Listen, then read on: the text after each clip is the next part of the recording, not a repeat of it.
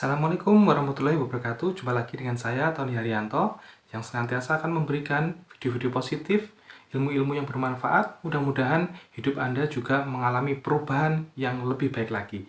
Untuk itu, simak terus video saya.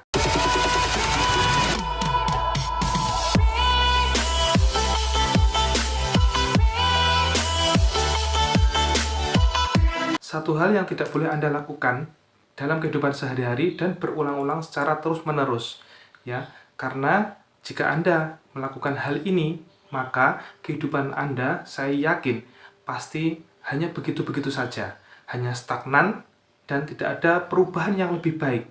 Rezeki Anda mungkin juga tidak jauh dari hari sekarang, ya. Jika Anda melakukan hal ini secara terus-menerus dan berulang-ulang. Nah, apa itu, Mas, yang tidak boleh saya lakukan? Yaitu mengeluh. Ya, betul sekali. Jangan sampai Anda mengeluh, ya. Mas, tapi ketika saya sedang mengalami masalah, terus kemudian saya sedang dalam posisi yang tidak nyaman, apakah saya tidak boleh untuk curhat kepada teman saya? Apakah saya tidak boleh untuk bercerita kepada orang yang saya anggap bisa menyelesaikan masalah saya? Beda, itu bukan mengeluh, ya, itu namanya curhat, ya.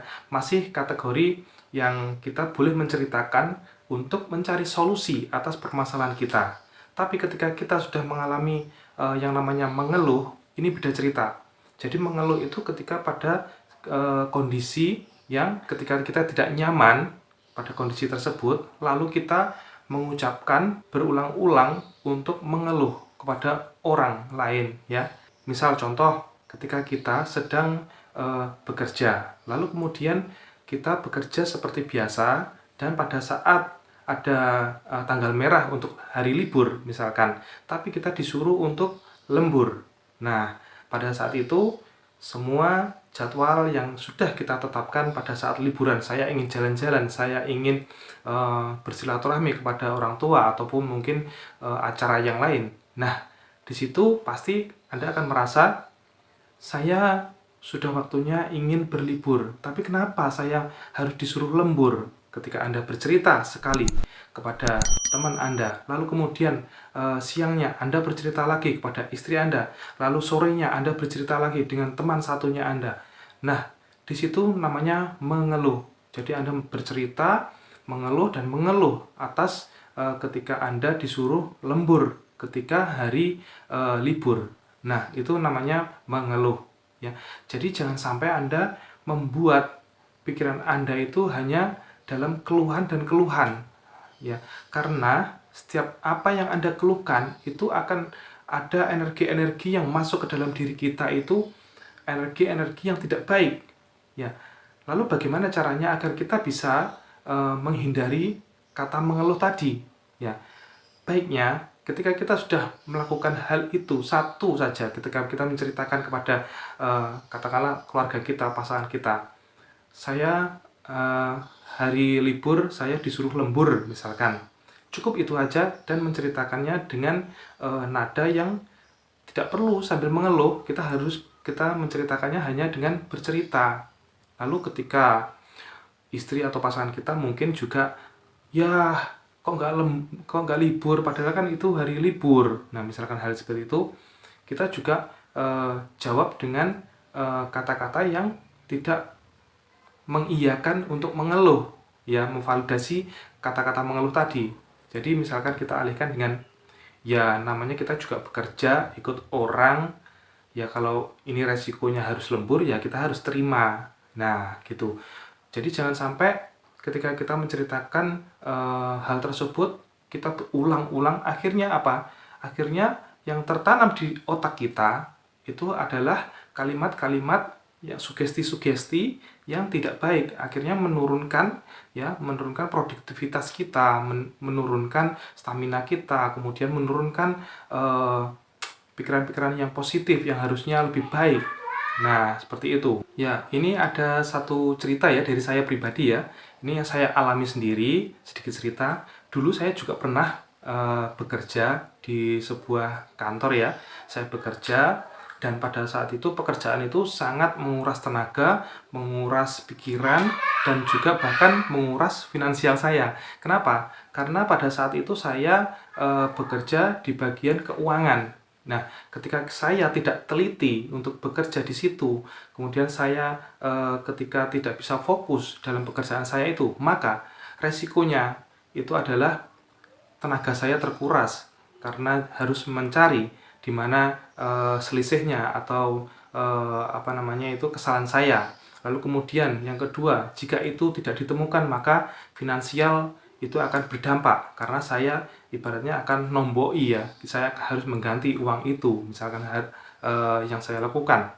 Nah, ketika saya di posisi tersebut dan ketika pekerjaannya itu sangat luar biasa, bahkan saya ketika berangkat pagi hingga pulangnya sampai malam, kadang jam 10, jam 12 pun saya sampai di rumah karena perjalanan saya juga sangat jauh ketika rumah saya dan kantor itu sangat jauh. Jadi itu sangat menguras tenaga, menguras energi, menguras pikiran dan bahkan finansial saya. Nah, di situ saya bertemu dengan orang yang sama, yang mengeluh juga. Nah, di situ kita sama-sama mengeluh, lalu kemudian kita bercerita, keluhan-keluhan, sama-sama bercerita. Ketika kita bertemu, kita sama melakukan keluhan lagi, mengeluh lagi. Nah, di situ saya menemukan posisi yang akhirnya karir saya tidak tumbuh, karir saya tidak berkembang. Ya, ketika saya mengikuti tes, saya selalu gagal. Ketika ada peningkatan karir, saya tidak terjaring untuk naik tingkat, naik jabatan. Nah, mulai dari situ saya mulai untuk mengurangi intensitas saya untuk bertemu dengan teman saya yang suka mengeluh tadi. Saya lebih melakukan aktivitas-aktivitas yang lebih positif lagi. Nah, dari situ saya mulai merasakan tuh hal perubahan-perubahan yang lebih baik. Perubahan-perubahan hidup saya untuk peningkatan karir juga lebih baik. Kemudian saya dimutasi di tempat saya bisa berkumpul dengan anak istri saya. Nah, itulah kenapa kita tidak boleh mengeluh, karena hal seperti itu yang akan membuat rezeki-rezeki yang harusnya datang pada diri kita itu akhirnya tertolak, ya tidak mau datang lagi kepada kita. Karena apa? Karena kita sudah membentengi diri kita tadi dengan keluhan-keluhan yang jika kita misalkan kita kupas lebih dalam lagi, itu adalah ujian dari Allah. Bagaimana kamu bisa menyikapi hal ini? Bagaimana kamu bisa menyelesaikan kondisi seperti ini? Nah, Allah itu ingin melihat kita.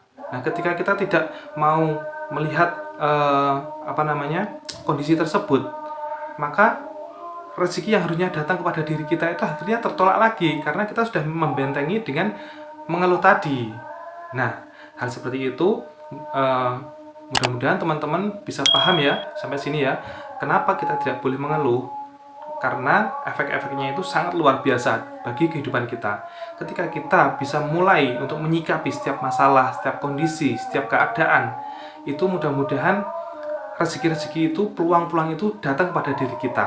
Nah, untuk itu kurangi mengeluh, ya jangan sampai Anda mengeluh dan bahkan hilangkan kalau bisa ya. Kalau belum bisa, ya coba dengan aktivitas-aktivitas lain, positive thinking. Dan alihkan pikiran-pikiran kita, Kak. Ketika kita ingin mengeluh, maka alihkan agar jangan sampai kita mengeluh, ya. Mungkin itu saja video dari saya. Mudah-mudahan bisa bermanfaat ya bagi teman-teman semua. Dan silakan tulis di kolom komentar doa-doa apa saja yang mudah-mudahan bisa kita aminkan dan segera terkabul. Ya, itu saja video dari saya. Mudah-mudahan bisa bermanfaat. Ya. Assalamualaikum warahmatullahi wabarakatuh.